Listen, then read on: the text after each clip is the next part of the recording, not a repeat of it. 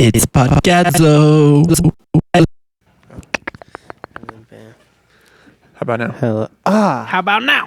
There we go. Is it okay? Shoot! Yeah. Is it bad? Ah! All right, now let me have a sip of your alcohol. Keep Okay. it even. Yeah. Let's just pass them around.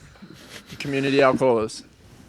Let's just get I a should have big, made like, sure we had bowl. 3 left. Yeah. I should have made sure I had 3 left. We can all sip from the bowl. From the bowl. Yeah. Pass it The around. alcohol That's what bolo. Black Sabbath would do. Alcohol bolo. Well, Black Sabbath, they put a lot more than just Alcolo Bolo in there.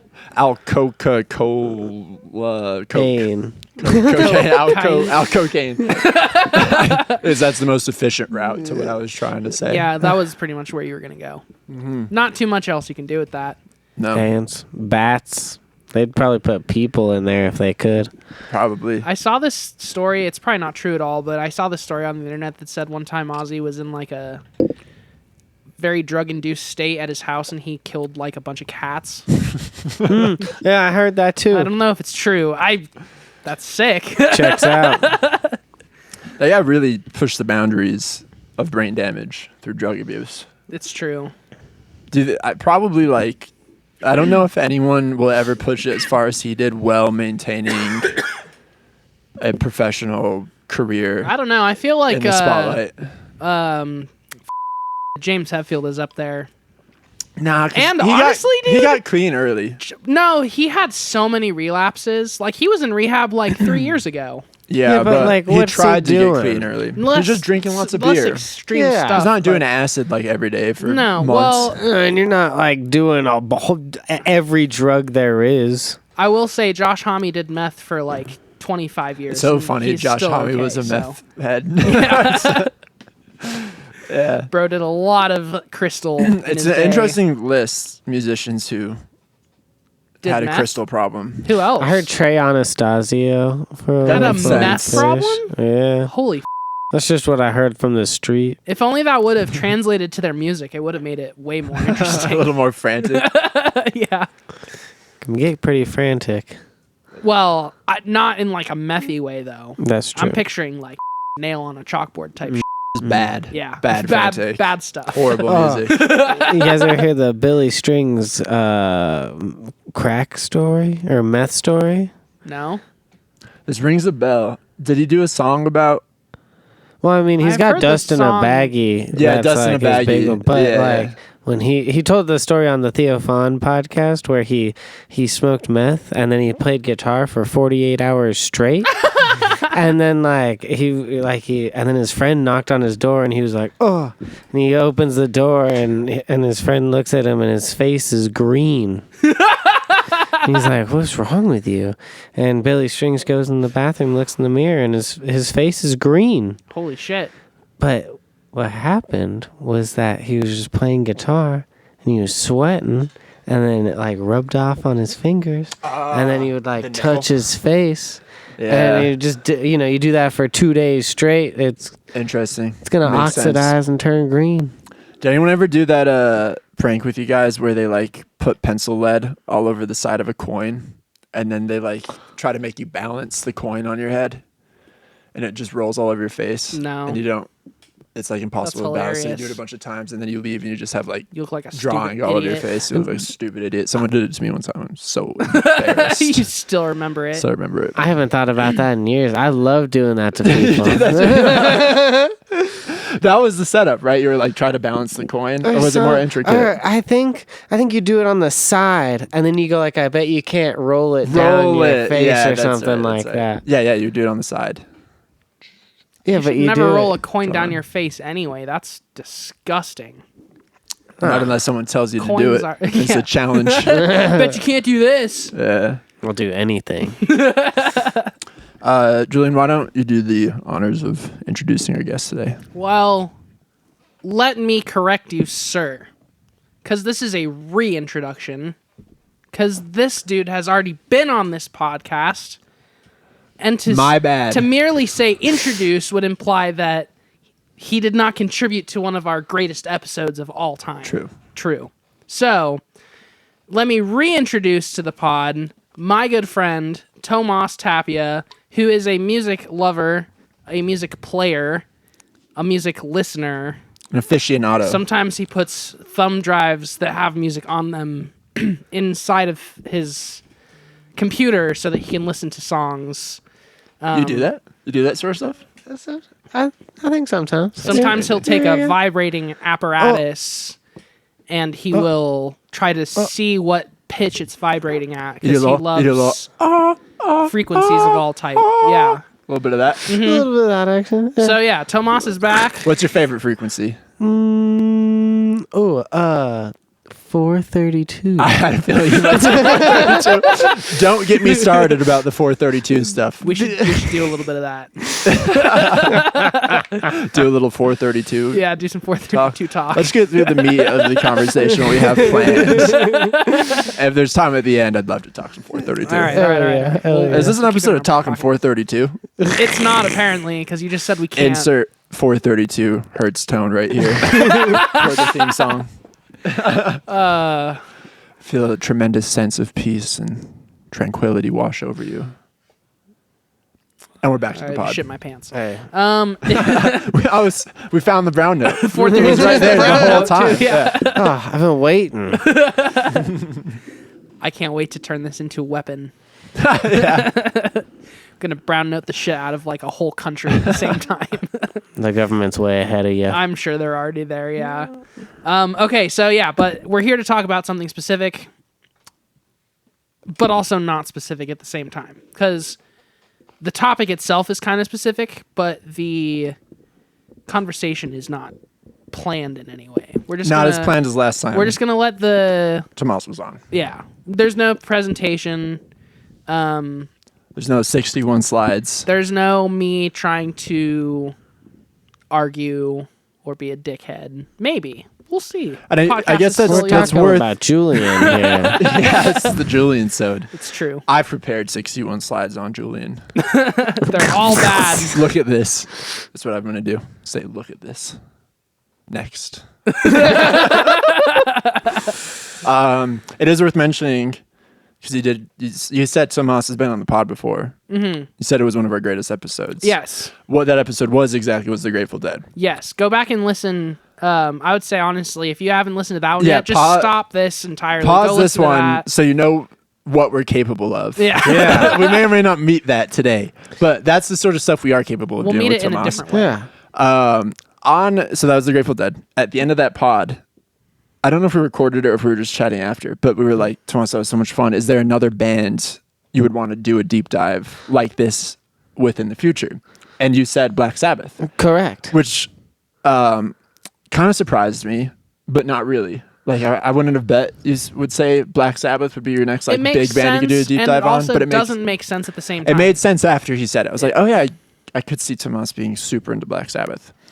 But it is also, not to jump the gun too much, I would say it is kind of one of the more left field things that you love. Like, it's not necessarily super in line with the other bands that you fucking love, you know? Sure. Totally. Yeah. Yeah. But it's a band you have a tremendous amount of knowledge on. Absolutely. Yes. And I will say that I think I play more Black Sabbath than any other artist, at least on Interesting. the I can guitar. attest Outside to of the that. Dead.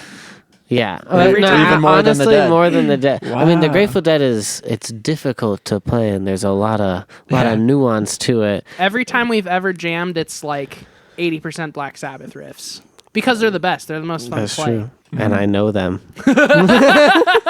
So we said that last time, and then of course last week something very unfortunate happened. But even before that, yeah, we were. I had hit him up and said, "Yo, you got to come on, and we got to talk about this concert that they did." And that was a few weeks before. And we were gonna have him on last week, or we were talking about it, Yeah, but then our that guest was- thing changed, and that was the day Ozzy died. So we almost had you on Crazy. the pod the day Ozzy By the died way, to talk about sidebar. Black Sabbath. Anyway, sorry, back to the conversation. Back to the real meat here. I totally forget what we were talking about. Thanks for fucking derailing us with something totally unnecessary that I have to clip out anyways. You don't have to clip it out. Fucking up the podcast again. Thanks a lot. Okay, so yeah. Ozzy died. No, yeah, that's where we were at. I thought you were going to talk about saying something about Ozzy. No. Because you interrupted it. No, like you were going to say that. I just wanted to make it about me first for a little bit longer. Something. Ozzy had too much airtime on the pod already. You're getting insecure. I'm done talking about it, to be honest. It's a tough one today, then. Yeah, so as you said, the legend himself passed away a week and a day ago, I believe. Yeah. Was it Tuesday? I think so. Okay. Sounds right. Yep. Where were you when you heard the news? I was at work. I was making a crepe. And this guy came up to me. He's like, "Yo, you hear Ozzy died?" I was like, "Ha ha ha! That's a funny you didn't believe joke." it? Nah, that dude's invincible, bro. It'd be a cruel joke if it were. Fucked up. And then it was. So we listened to Black Sabbath for the rest of the day. What was the first Black Sabbath you put on when you heard the news? I think it had. I mean, I think we put Black Sabbath by Black Sabbath on first Black album. Sabbath on. Yeah, you know, Yeah. it's like the first one. I just listened to Black Sabbath, the album, their debut, titular album, or self-titled.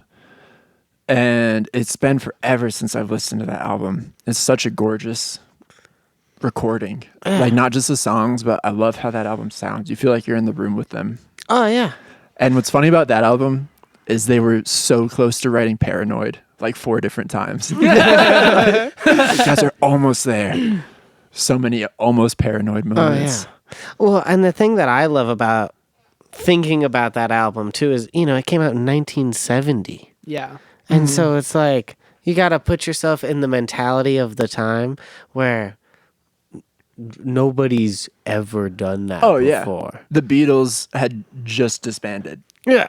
They did like Helter Skelter, but it's like... Yeah.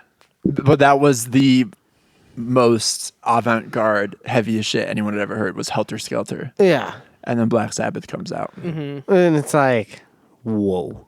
Yeah. Whoa. So are you... I have a lot of questions about Sabbath, but we wanted to start by talking about back to the beginning. So let's start with that. Yeah, let's have a quick conversation about that, just because for me, David Bowie's death was like not. It sounds kind of morbid to say it out loud, but like David Bowie's death was like one of the most like genius and like artistically brilliant ways I've ever seen someone like use their own death to like With Dark Star. Yeah, because Black Star. Dark Star is a See, I'm in What's the it Grateful called? Dead. I'm in the Song. Grateful Dead mode. Apologies. anywho. I'm not a Black Star. Yeah. Oh, there's a lot of oh on that record. There's a solitary candle. Oh. It's a great song. It's a great love record. that. Yeah, I love that record. But yeah, so that David Bowie really showed everyone like, here's how you take your death and make it like less of a sad thing and more of like a celebratory thing, or like even just like an artistic statement. Like he took his death and turned it into like a record, and like the timing of it all was like really good because he like put it out, released the videos about him dying, and then he like died shortly after. And everyone was still kind of like, oh my God, I can't believe that he died, even though he was literally like, hey, I'm dying. Like, I'm going to be dead real soon, pretty much. It's me, David Bowie. That's not a spicy meatball. No. But Ozzy is like kind of on par with that, because I know that like, and it sounded a little bit cliche when he was talking about it beforehand, or not even necessarily him firsthand saying it, but like I had read on the internet in a few different places that he had said in like interviews and stuff that he was like prepared to like die at the Back to the Beginning show. He was like, I'm gonna probably die like on stage, like while it's going down. And I was like, that's a bit like, I don't know, dumb. I don't know. That sounds pretty fucking awesome to me, honestly. It would be crazy if it actually happened, but it's like, to want that is, or to like expect that is maybe a bit cliche. He thought but it's someone was Ozzy, going to so assassinate you can do him. whatever the fuck you want, expect whatever you want. Finally. Well, But I mean, but did you see the guy? I mean, like he definitely didn't he seem like he was- was doing well, but I think that's what makes it so beautiful is that he was literally like waiting for death to happen at any moment, and he was still like, this is like what is the most important to me, is like having a solid going out kind of like party with all my friends, and also just get like the whole world talking about Black Sabbath and Ozzy Osbourne again right before. Well, and the contrast of him looking so frail and near death, but riding the line of like turning in under the circumstances a very solid performance and like really doing his thing and sounding pretty good. Heart and soul and all of it. Yeah. Is such like a emotional and just like captivating thing to watch. And so I put it on, not to like hate on it, but I wasn't like really watching it to be like, oh, this is going to be a super emotional, super powerful experience. I was just watching it to be like, okay, what happened? Like, what part of the song did Lars Ulrich fuck up? Or who the fuck is Youngblood type shit? But then I watched the actual Black Sabbath set, and I was like moved to tears multiple times throughout. Like, it really impacted me in a very like emotional way that I wasn't expecting. And I guess like that it wasn't obvious to me before that that's why he did it. I was kind of like, oh, it's just like more legacy band shit. Like old guys want to just remind everyone, hey, we did this. But it was actually like very obvious during the performance that he did it to like close that door for himself. And like, yeah. So what were your impressions on it as like a hardcore Black Sabbath fan? Was there any element of like, oh, it's kind of depressing that these dudes are like old now and not at the top of their game, or was it all just purely like, this is fucking awesome? Oh, I mean, me personally, I thought it was really cool, because the guys haven't gotten together in decades. It feels. I mean, because they did the End tour, which I believe happened in 2013. And that was fun. Sounds right. And they released like a whole new album, and there's actually some bangers off of it. But, I thought, if I'm gonna be honest, for the longest time, I thought Bill Ward was dead because I just never saw him anywhere. It was like he really did fuck off there for a long time. Dude was like, and so I just assumed he was dead, but he's not. And all of them look really old, except Tony Iommi. Dude looks invincible. I mean, Geezer Butler looks old, but still pretty solid. Hardy. I would say. Yeah, Hardy. Yeah. I had a weird, like Mandela effect thing where I remembered Tony Iommi dying like years ago. Whoa. And, it wasn't something I thought about all the time. Like, although I'm a huge Tony Iommi fan. Have you read his book, by the way? No. He has a great biography. Oh, hell yeah. But when all of it was happening, I was like, oh yeah, Tony Iommi's not dead. Like, where did I come up with that? So that was a silver lining of all this. He looks better than the rest of them. Wonderful. Or I don't know. Honestly, I think Geezer looks maybe the best. Yeah. Tony is a bit younger than all of them too. Yeah, not by much, but not like by a much. couple years. And also, Geezer was fucking ripping it during that whole set. Like, he was still so good. So that's been my favorite part of preparing for this episode and doing another Black Sabbath deep dive. Is I'm such a Geezer Butler fan. After this, I've never appreciated Geezer's playing as much as I have in this recent deep dive I've done. Mm-hmm. Especially like the and Bill the way Ward. Him and Tony Iommi play off each other's like one of the best bass guitarists And the way that slash guitarist he plays combos. off of the drums, specifically Bill Ward's drums, is like, fucking insanely good. Like the like blueprint, and it sounds fucking dumb to say it out loud, but I'm gonna say it anyway. The blueprint for like all of, I would say, heavy music through now, like the rhythm section goal traces back to like what they were doing in Sabbath. Like the blueprint hasn't really changed that much at all, which is pretty astounding because the genre itself has obviously changed tremendously, and now there's like a million different subgenres of what metal is, but I was going to ask that earlier. Are you guys supporters of the claim that Sabbath were the first metal band that invented the genre? Or we were talking shit about Helter Skelter earlier, but I do really think Helter Skelter is like the first. I didn't mean to talk. I love Helter Skelter. Or I guess I'm we just weren't saying even talking shit. It's just like that was all. That was all we had to go if that was off the heaviest of thing before. at that time, yeah. But I do still. I do still maintain, in my ignorant viewpoint of things, that Helter Skelter opened the door for everyone else to be like, okay, we can make songs that are like over the top and production heavy. Okay, I'm gonna counter that argument by saying I don't think that's the first metal song, but I think what do you think it is? I think that's the first one that I guess opened the door for people to realize that that idea could be like a whole genre of music, if that makes any sense. So you think if Helter Skelter hadn't happened, that like Black Sabbath would not have formed? There's no Sabbath. There's no Manson. No, I think that it just would have been.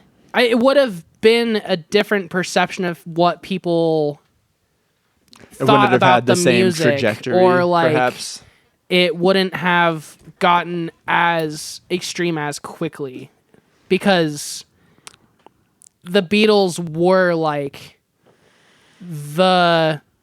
even bands that were forming at that time that like didn't like the Beatles were still looking at the Beatles' production value, studio technique, and all that shit to like really like keep them competitive with how music was at like the turn of like late 69, early 70, and everything was like really changing. So I guess all I'm really trying to say is Helter Skelter, in my opinion, reaffirmed like the idea to a lot of people that like, yeah, this tone, this production style, the like song structure, all that stuff can like be a whole genre of music rather than like a one and done type of idea. Because like that's what the Beatles were doing at that point, was like, let's try this. Oh, that was kind of dumb. Let's try this. That was cool. Let's try this. Especially on that album. Just like a grab bag full of shit. So what do you think the first metal song was? Oh, the first metal song? I don't know. There's probably some like blues thing from like the 40s that I'm unaware of. But I mean, I just think we were talking about this before the podcast and how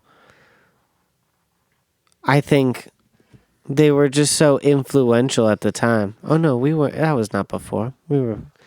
But anyways, I don't remember when we started it.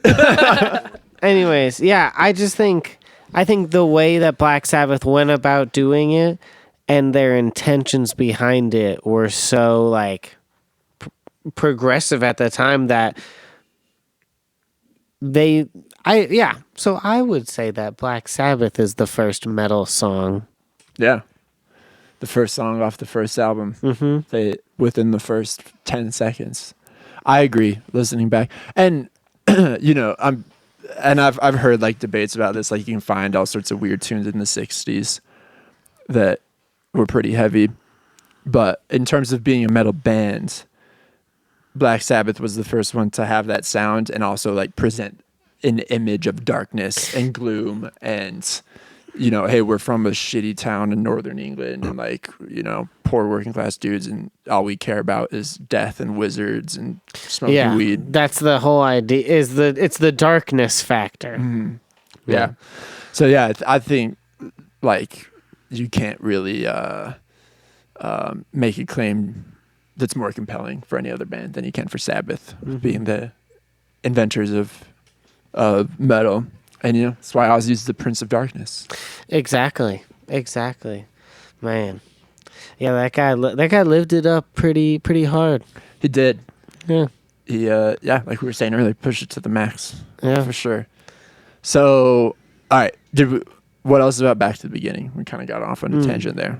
But my exposure to it was like first, because I kind of had the same thing you did. I was like, oh, this is, maybe I didn't know Ozzy was doing poorly. So my first thought was like, some sort of legacy rock band reunion tour thing. Not that I wasn't into it, but wasn't giving a lot of attention. And then I started seeing all the cameos from it, of other musicians playing and just people like raving about how great it was. I was like, oh, I should probably watch this. And yeah, it's wonderful. And yeah, as Julian was saying earlier, with the David Bowie comparison, just it's very cool to see someone go out that gracefully and intentionally. as Ozzy did. Yeah, and make the death thing like. I mean, obviously it's fucking sad. Everyone's sad that he died, but to make it seem more of like a celebration of life yeah. than just being like, oh, he's dead and it sucks. Like, we're gonna remember him as being that dude that went out like fearlessly, like performing through a shit ton of medical strife to like just show the people like, yeah, this is Like I didn't even know he had Parkinson's. Really? But like before I found that out after he passed too. Yeah.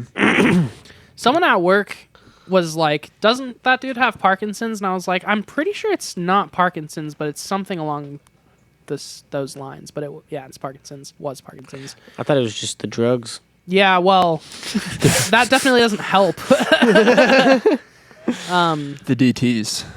Yeah, what did you have any, like, what was your experience with watching it from start to finish? / I guess all of this might be more of a two-part question, but like, what did you think of the other bands and like the other like kind of tribute performances? Like, did you think that they all did a pretty solid job? Were there any bands that you felt like should have been there that weren't, or weren't there that should have been?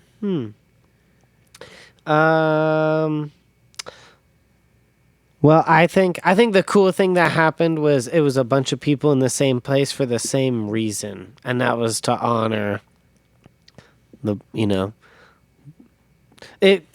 To me, the feeling was, hey, dad's getting the band back together one last time, like, and everybody was there to just like have a big party and just like show how much they loved the music. And like, and you could tell that because throughout all the sets, everybody played it. Like, not everybody played a Sabbath tune, but like a lot of people did.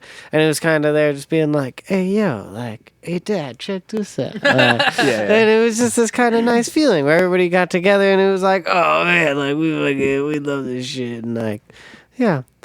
And I thought it was also cool that Oz did a solo set too before the Sabbath tunes came on, because then he got to get on stage with Zakk Wylde. I was gonna say for Crazy Train. One thing that you might not know that you probably would assume, I guess, is that Tomas is a huge Zakk Wylde fan as well. So okay, right on.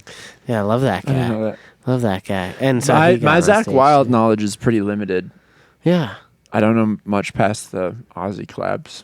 Yeah, I mean, I just remember I would see his poster everywhere at like guitar shops and, the Zakk Wylde guitars. Mm-hmm. And as a kid, that actually put me off of him because it was like kind of intimidating. Oh, yeah. He's a scary looking motherfucker. He's super, he's ripped too. Yeah. Huge beard, kilt.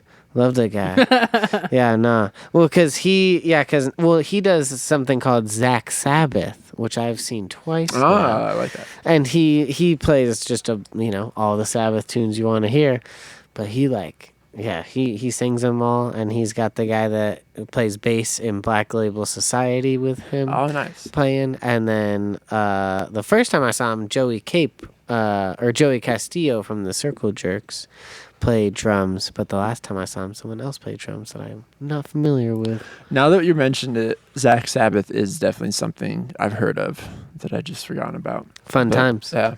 Love it. Cool. Yeah. It's cool he sings too. How's his voice doing? Great. Yeah. Yeah, very Ozzy-esque. Okay. I mean, he started touring with Oz when he was like, I want to say like 18, 19. Yeah. So like, yeah, I knew he was super young. He knows that guy real well. Yeah. Yeah. So, shall we bring it to Sabbath for a little bit? And just, to be honest, my knowledge of Sabbath after like 1976 is pretty limited. I haven't spent a lot of time with those albums. So I really thought we could talk about like the first 5 albums, like 1970 those are the ones that matter. 76. Yeah. The essentials. Yeah. You got your Black Sabbath. You got your Paranoid. Yep. You got your Masters of Reality. Mm-hmm. You got your Sabbath 4. Yep. What am I missing? Sabbath, Bloody Sabbath. Sabbath, Bloody Sabbath, of course. Sabotage. Sabbath, Bloody Sabbath. Fantastic. I love that shit. Why you look to Tomas for a response for that? I looked to you first. I know you knew. Oh, you definitely looked at him first. No, I don't remember. Sabotage. Sabotage. Technical ecstasy. So before we get a deep dive into the early albums, what's your relationship with like the 80s and 90s Sabbath? Like with like Dio and stuff. Yeah, all that when it got kind of out there and weird. I mean, Heaven and Hell's a cool song. I like that song. Mm-hmm.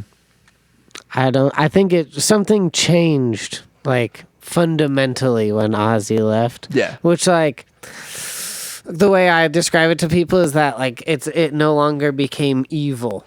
Mm-hmm. It became like, oh, let's hear our favorite tunes, but like now they're nice and pretty. Yeah.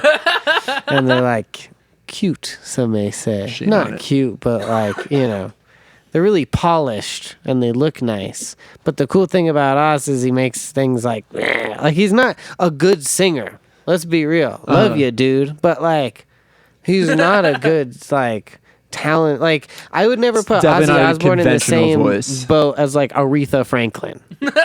Right? Like, but what he contributes is so unique and special that it is its own thing. There's really no other dude who could have served the early Sabbath as well as him. Totally. I totally agree. And So- that's why he was able to go off and do his own thing when he got kicked out of the band and people came running. Mm-hmm. And he wrote Crazy Train and everybody was like, oh my God, you little load of this guy. Even though that song is, at the end of the day, a pop song. Yeah.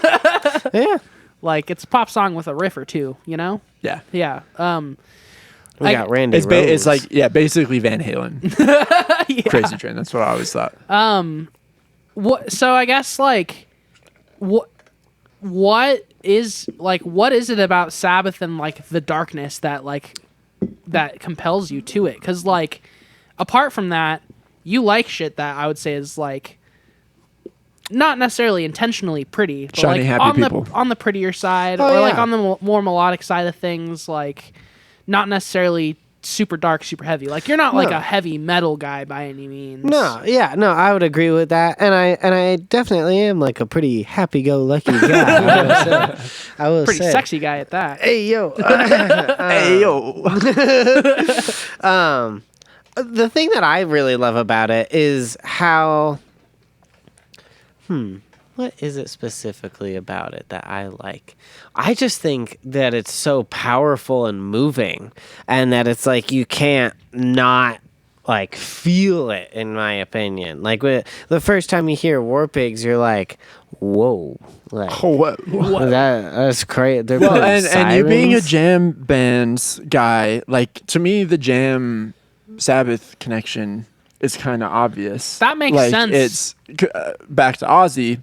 Without Ozzy on the first couple albums, you're like, oh, this is just like a pretty out there experimental blues band. Yeah. with like some tasty riffs and grooves. And they have some jams. They do. Like they that go whole off first and, like- album is a jam. Yeah, that It's last song. 39 minutes and 5 songs. You know. Yeah. Yeah. Yeah, the last song, what is it? Like Bitterfinger, Warning, Sleeping yeah. Village or something.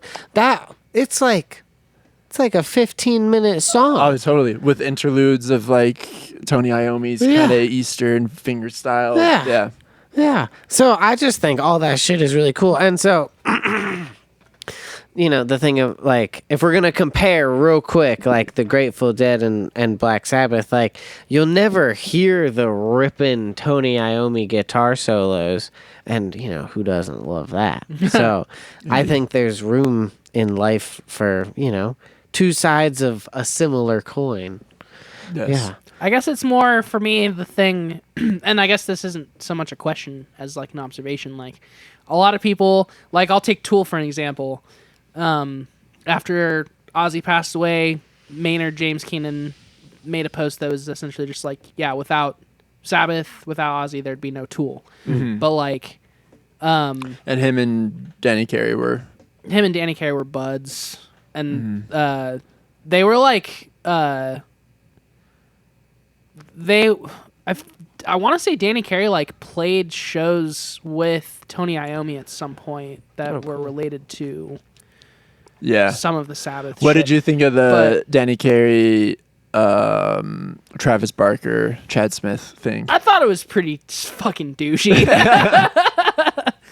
I thought it was a cool idea, but like, there's just no way that Danny Carey ever doesn't win that. Yeah. Like, it was Chad Smith and Travis Barker. They both played fast. That was cool. They're both good at playing fast. Danny Carey played a solo that like transcended time and space, and like that's just what he always does. I like, saw a comment that was like, ever would think that he wouldn't win that. I saw a comment that was like, kudos to Chad Smith and Travis Barker for making Danny Carey exert more than 10%. He took it up to like 12. Maybe. Yeah, exactly. But no, so I guess at the end of the day, it's like the affinity that most people draw from Sabbath is like for the heavy. Like, oh, I like Tool, therefore I like Black Sabbath, or like I like Metallica, therefore I like Black Sabbath, or like whatever. You get the gist. But like for you, it's like that affinity for Sabbath doesn't lead to like an affinity to like necessarily modern heavy music in the same way. It is more connected to like the I guess like the experimental side of like that early 70s shit that you like. If that makes sense. I mean, I do. You like heavy shit. Yeah. Yeah. Like Sleep is fun, or like I mean Metallica. They got some. They got some bangers. Yeah. They got some good tunes. Undeniable. But you didn't hear Sabbath, like James Hetfield, Maynard James Keenan, other metal douchebags, like that fucking guy from Disturbed. They all heard Black Sabbath and they're like, I need to start a metal band. But like you heard Sabbath and your first impression wasn't like, I need to start a metal band. Like No, I was like, let me start a Sabbath cover band. Yeah, no, I mean, I just think it's. I think I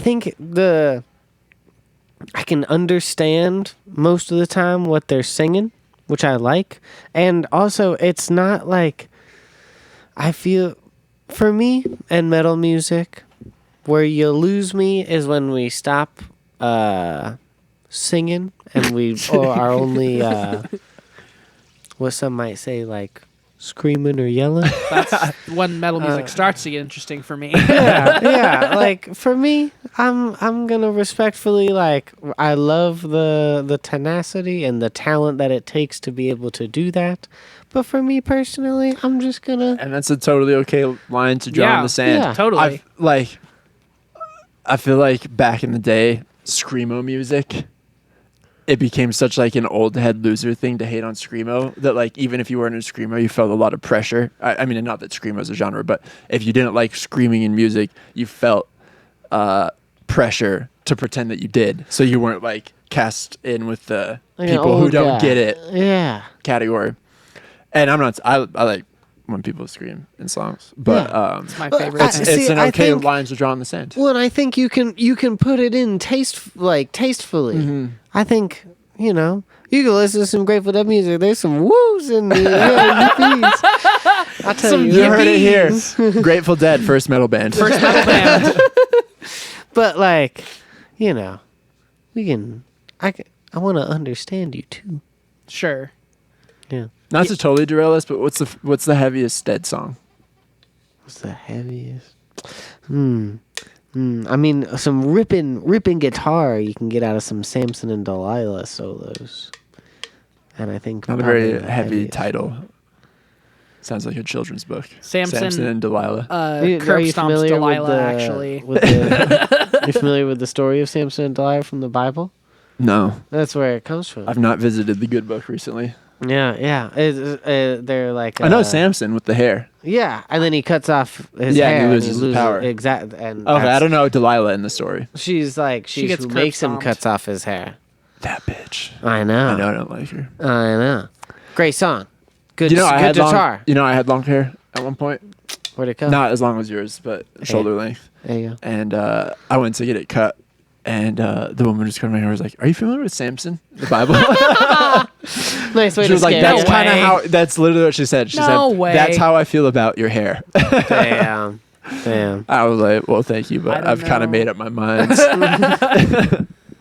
Why would your barber try to talk you out of getting a haircut? That's such a Right weird thing before to do. too. Well, she was still gonna give me a trim and charge as much for it, but she didn't want me to. She didn't want She me to just chop wanted to it all punch out off. early. Yeah, I didn't even think about that. Less work for her. Less for work. just a trim.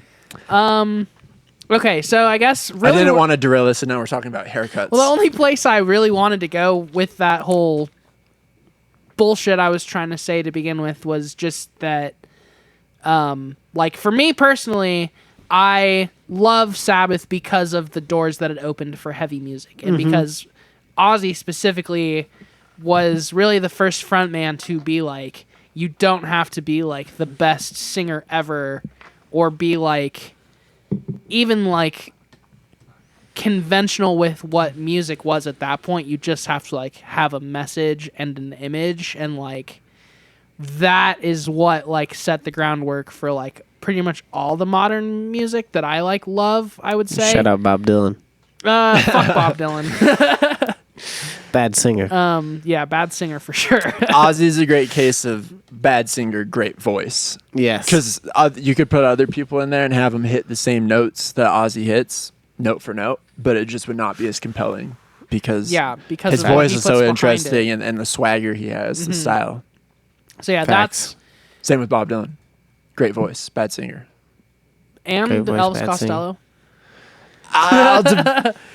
Yes, but I think Elvis Costello had more chops, vocal chops than those guys, especially in the later albums. The later he went on. Yeah, sure. My Aim Is True. Yeah, that's pretty. My Aim Is that's True, pretty bare it's bones. almost hard to listen to sometimes because he's just like, I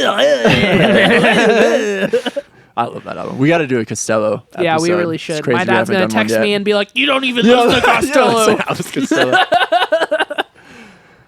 That's a good one to have Sam on for then. Yeah, one of many. Yeah. Okay, so I guess we can go back now if you guys would like to do that. To Let's the early step through stuff. some of the albums. I do want to ask first, though, because you're a guitar player, and we already mentioned earlier that most of what you know, but like a lot of what you enjoy playing is like Sabbath or Sabbath type riffs. Totally. How much did Sabbath get you into playing the guitar at the beginning? 0. Really? Yeah. How much has it influenced you as a player since then? A lot. Okay. It was great. It was like a little gift. Like, I was like, man, all the stuff I like is so hard. Like, and it just takes so much time to like learn. And then Sabbath came along. I'm like, wow, what a great song. And it's not that hard. Like, solos It's good aside. practice for power chords. Totally. And all of them are E minor. Yeah. And when they're Yeah, not, it's just tuned down to C sharp. Still in E minor. Like, it's the same spot. And, like, obviously, there are exceptions. But, like, I don't know. For me, it was a great gift to be able to play the songs that I liked and not have to spend a million years practicing them. But in doing that, it motivated me to play the guitar more, which made me better, which made me able to try more things that were, more out of my comfort zone. So it was just a very good, positive spiral. That makes total sense. Paranoid was the first song I learned how to play all the way through on guitar. It's the Heck first song yeah. I ever like jammed on with people. Yeah. It's Paranoid. For me, it was Wicked World. Okay. Yeah. Nice. Off the first album. Yeah. All right. Okay. So that's the yeah. That's me. That's how much it influenced me. It's interesting, like, I don't know, I just assumed.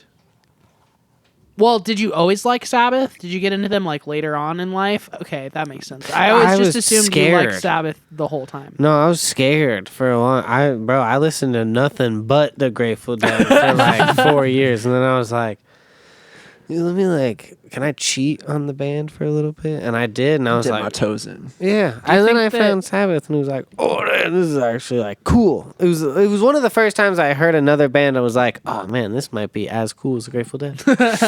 Do you think that subconsciously Sabbath for you is like a palate cleanser from like the Grateful Dead? Yeah, because of absolutely. the different energy it kind of possesses. Absolutely. And the songs are like, oh, let's listen to a short song. But also, That's- War yeah. Pigs is like 8.5 minutes long, Yeah, too. they got long songs. yeah, Lots but both of long them. songs. They got all kinds of stuff. Yeah.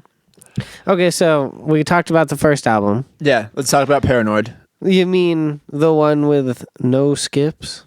It is a no The skip. skip album. list, it's like the combination of War Pigs Paranoid, and Iron Man being on one album. I don't know if there's another album from that era with so many just all-timers packed into the first 4 songs of an album. And then we also got, I think we got Jack the Stripper on that one too, which I adore. Sounds right. Yep.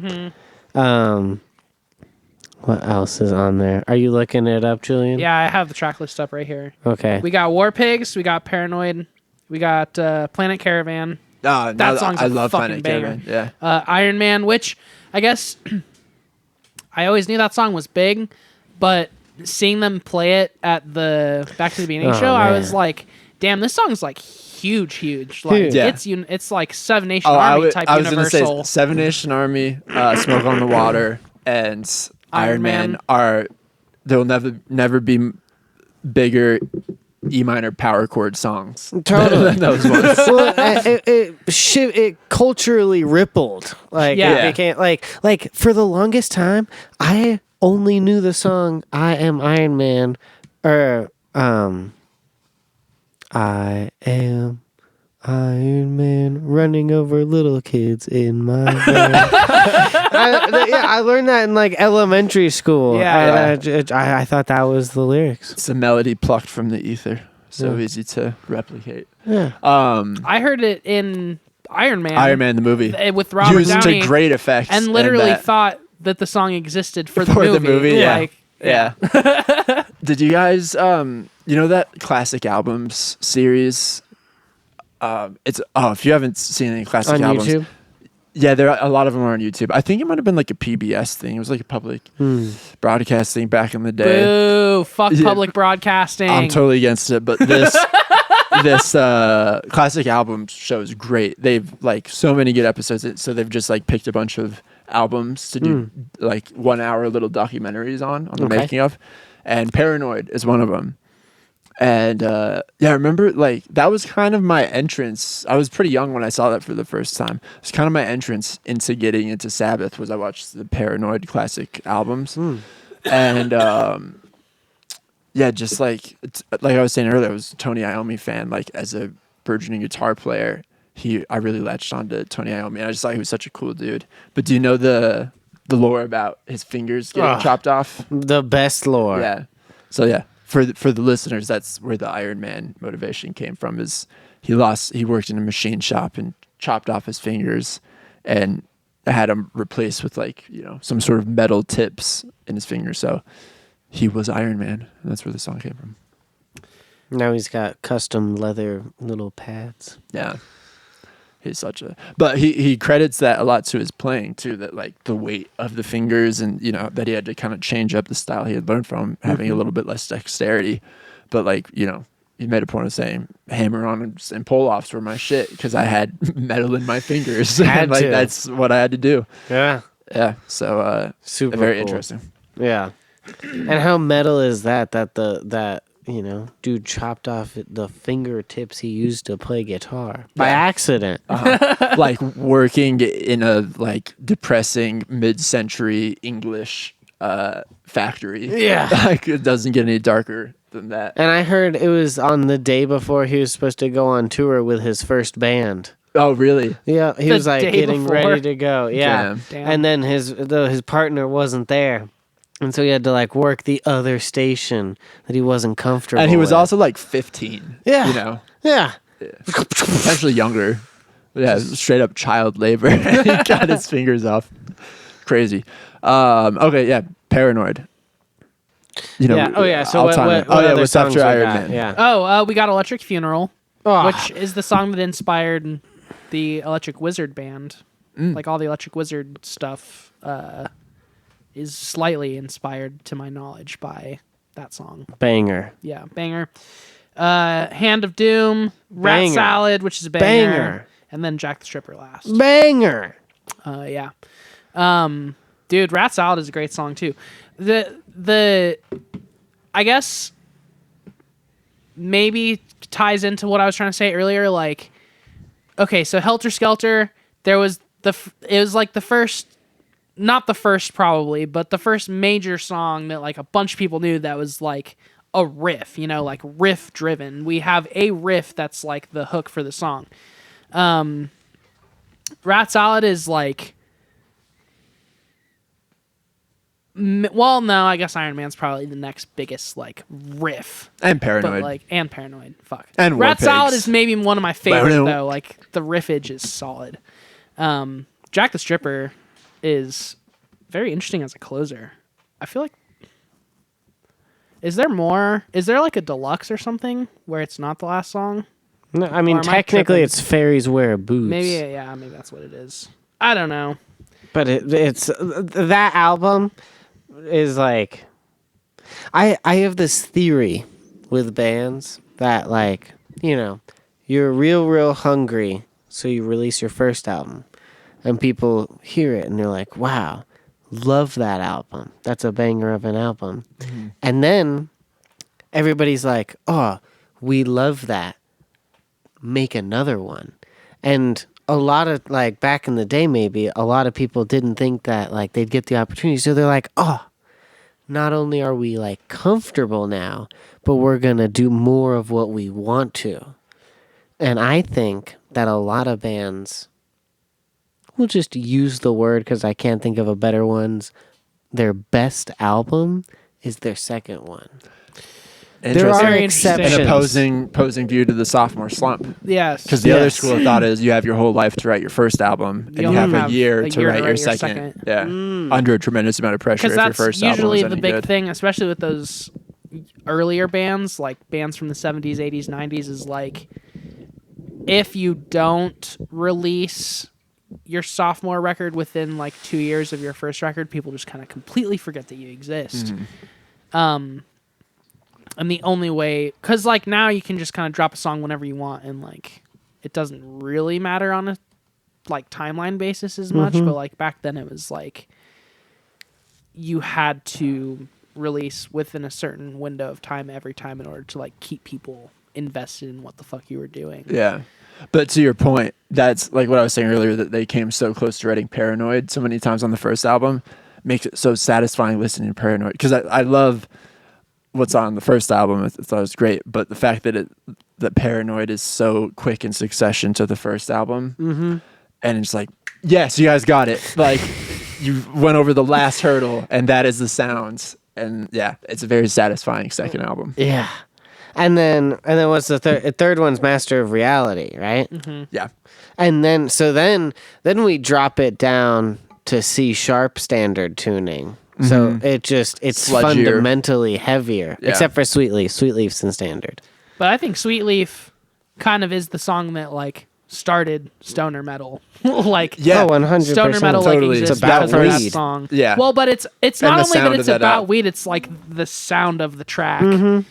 Oh, I was going to make a point back to that classic albums documentary just real quick. Henry Rollins is one of the people who get interviewed in that. Like, he talks a lot in that one as a talking head about how important Paranoid was. Mm-hmm.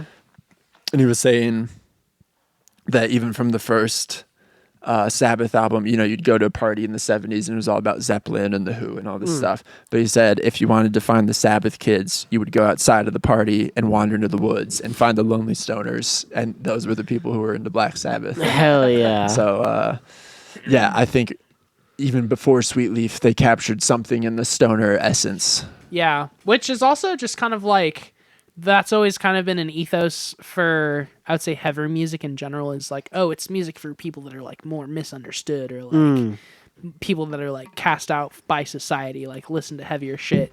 I think that does go back pretty much, not all the way like solely can be credited to like Black Sabbath and Ozzy, but like they set that ball in motion in a lot of ways of like, this is music for like outsiders and people who like want to go like intentionally against the narrative of the time.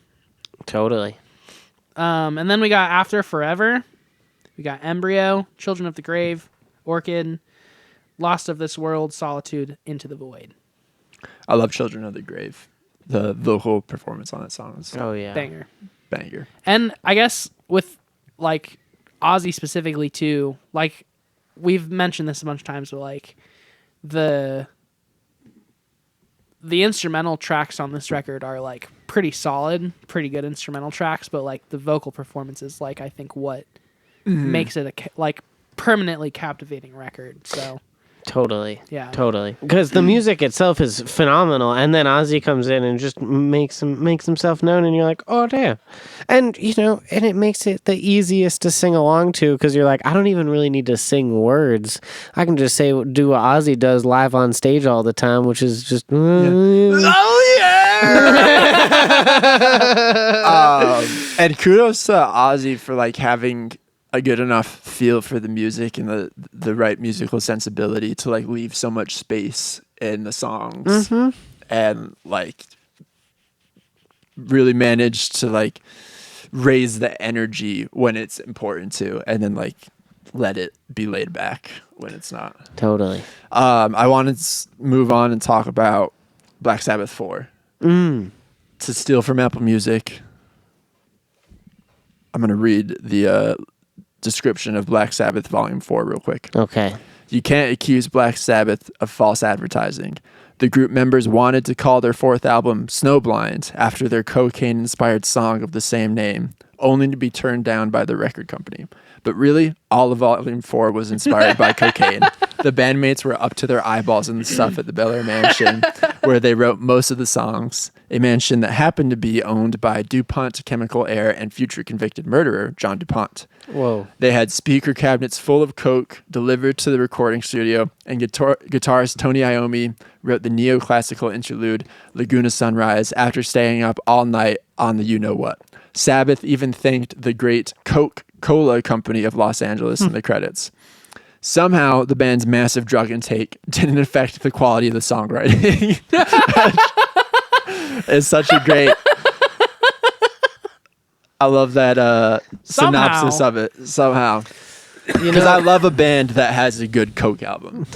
Like, all of the all-timers should have a Coke album. And Black Sabbath One's ours, is baby. the most... LP2? LP2. Let's fucking Let's get this go. shit going. But the fact that, like, they managed to write a Changes that yacked out, their sweetest, slowest ballad. Oh, like, man. Look, guys, let's write a slow song What if we for just- once. It's what really if we just sweet. wrote- Yeah. What if I just sing the most emotional thing that my Yeah. heart can conjure out of anything? Oh, by the way, do you want to do more cocaine right now? I'm going. Dude, so I mean, and thinking about that and looking at just the riff to play Supernaut too makes so much sense. He's literally just like going. I'm like, bro, can you calm down a little bit? But having that understanding of the album, there's the first 3 songs, which are all amazing, and then the song Effects comes on, and you're like, oh, okay, there's the cocaine. Yeah. Toya was like, I just gotta play some random notes real quick, man. It might sound cool. Oh my god, I love that song. But I love that whole album. Black Sabbath Volume 4 has always been up there for me. We love it. Yeah, it's fantastic. And then we got to talk about Ozzy. How about for the last Sabbath album we get into a little bit, Sabbath Bloody Sabbath. Namesake song, fantastic. Yeah, indeed. I listened to Sabbath Bloody Sabbath today for the first time in a long time, and I really love this album too. The titular track is fantastic. National Acrobat is good. This is one I feel like is maybe a little bit more front loaded compared to some of the albums. But yeah, it's a solid album all the way through. And so something that makes me think of is, for another reason why I like Black Sabbath in the relationship, like, and why it tickles a similar part of my brain with the Grateful Dead, is like when you listen to an album all the way through, it brings you places. Like, it's not the same thing every single track in a row. It's like you can have one song that's like really aggressive, and then the next track is like, whoa, we're really like slowing it down, taking it easy. So I like that they're able to like not just hit you in the face the whole time, but actually like, caress your face and then slap you. Yeah, for sure. Their albums are very much journeys. So I mean, there's a lot more Sabbath we could talk about, but in the interest of time and, to honor the legends, we did want to get into some Ozzy stuff in pop culture. Hell yeah. So let's start with the music. We talked about Crazy Train a little bit, but what are your thoughts on the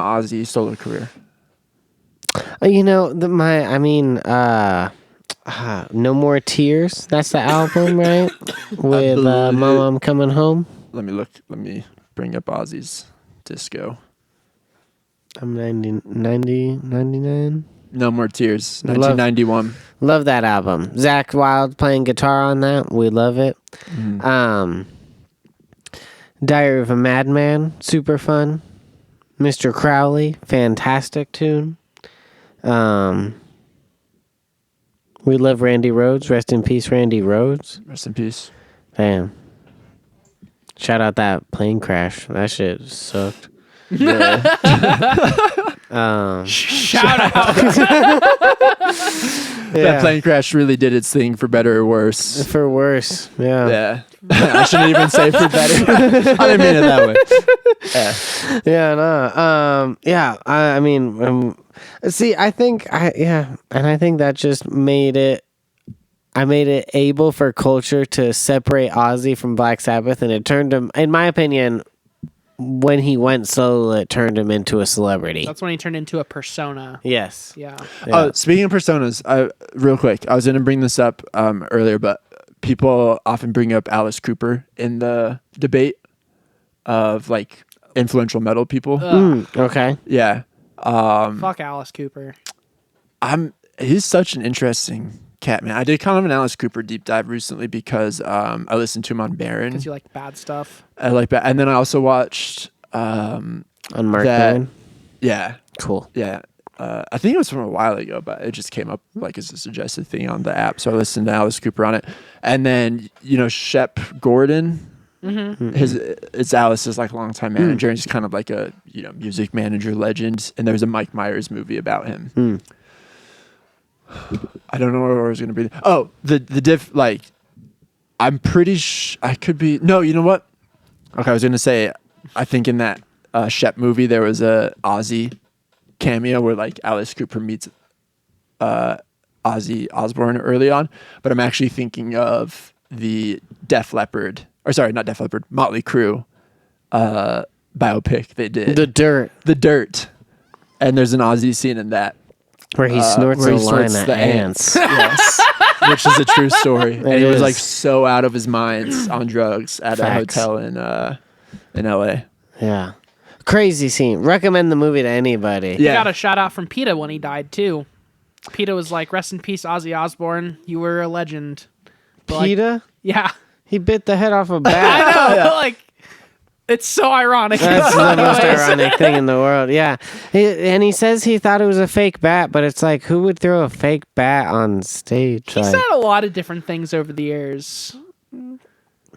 Also, like, him doing that was a cultural icon moment. Like, yeah, that got tied to him forever. Well, that's like I think I was going to bring it to this point with the Alice Cooper tangent somehow, is that Alice Cooper is someone who was just playing a character, and Ozzy Osbourne was that character in real life. Yeah. And Alice Cooper got the tearing the head off the chicken fame, but that wasn't even him that did it. Someone just threw a chicken on stage and he threw it back, and the crowd tore the head off the chicken and they threw it back on stage. And then he got the credit for doing it, which really catapulted his career. Yeah. Which is honestly crazy. Like, who brought that chicken to that show? And also, he said it was like in rural Canada, so people just had chickens there.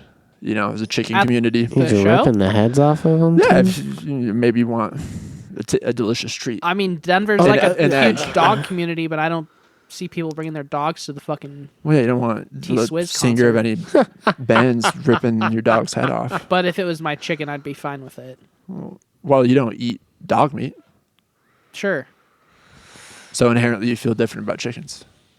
No, I would form an emotional bond to a chicken if it were your pet chicken. the same way I would form an emotional bond to a dog. Yes. Okay.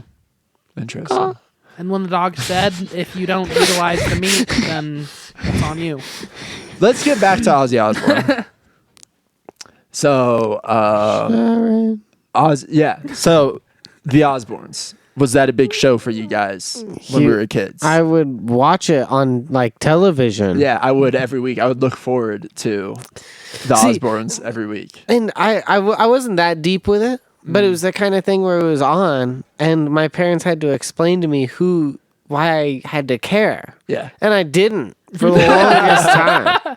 And then it wasn't until I might be got the right older and I was response. like, oh my God, he sang Black Sabbath. Like, that's crazy. Yeah. And so, like, it was this full big circle, like, full circle moment. So, yeah. Yeah.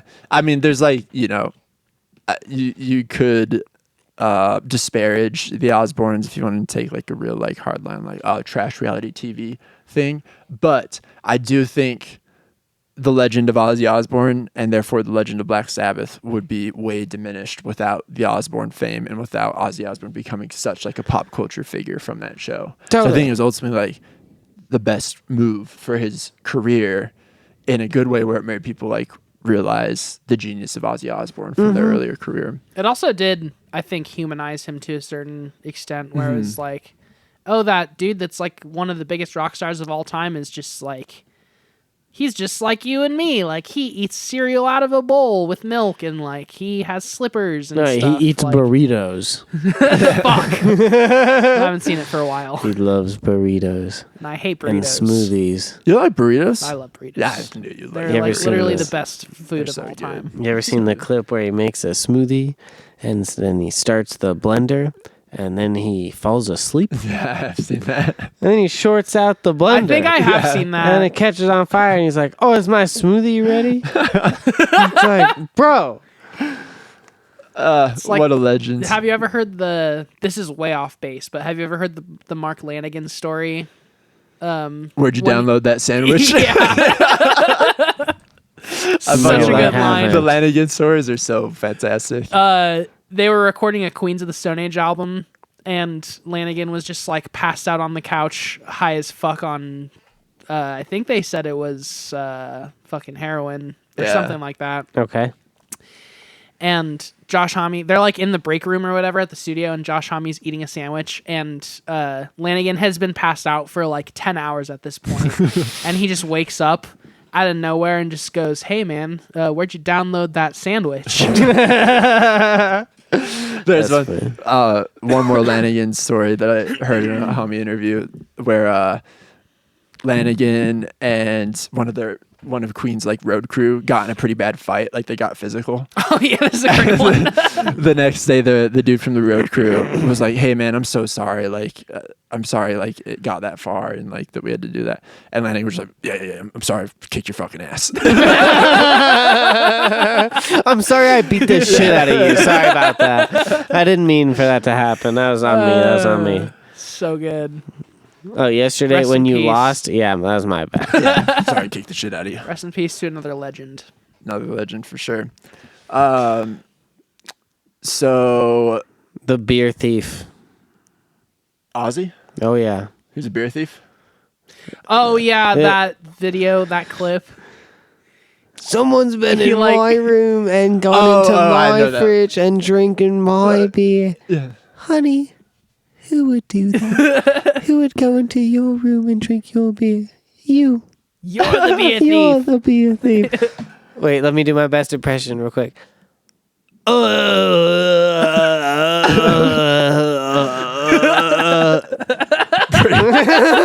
Pretty good. Pretty good. Well done. As honor. All One- respect. I do want to respect. say, fuck Sharon Okay, Osbourne. I was gonna go there Yeah. as well. One maybe controversial opinion that has been mentioned on this podcast of late. I think Sharon Osbourne's kind of a piece of shit, who's not only pro-Israel, but also that's not why she's a piece of shit. I don't care if you're pro-Israel or not, really. I mean, I care because Israel is like killing innocent people and stuff. But like, if you're pro-Israel, I'm not gonna try to convince you to not be. But that sucks. The whole kneecap thing sucked. But then like the Osbournes thing, that really like I don't think that would have happened without Sharon. Like, No, yeah. Ozzy was content to just like, She's a. but she's like, let's do a little bit of this cashing out type shit, you know? Oh, yeah. We're in like the back half of our lives now. We got kids. Our kids are gonna have kids. Like, cha-ching, reality cha-ching. Which to me, that was what always put me off of that show. Is like, there wasn't ever that much actual heart and soul in it, apart from the times when Ozzy was like fucked up and being funny. Like Totally. it was like a cash grab type thing, and that always really put me off of Sharon Osbourne as well. I think That's she's just super kind fair. of a piece of shit. You know, she's a little piece of shit.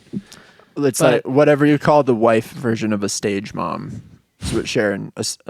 She's a show business wife. Yeah, she's a showbiz wife, which I'm sure there's like so many. There's probably showbiz husbands. And also. if it stopped at the Osbournes, it'd be fine. But the fact that she just used Ozzy's legend to scratch out a right-wing punditry career for herself and just go on Piers Morgan or just make fucking ridiculous claims on The View or whatever show she was on. think those kneecap boys are very nice. Oh, Yeah. fuck. God, I hate her it. dumb daughter Yeah, was Kelly. on the show. Yeah, Kelly Osbourne's the one who did the "Who would clean your toilets?" Donald Trump. Do you remember that one? Where are all Yeah. the Mexicans?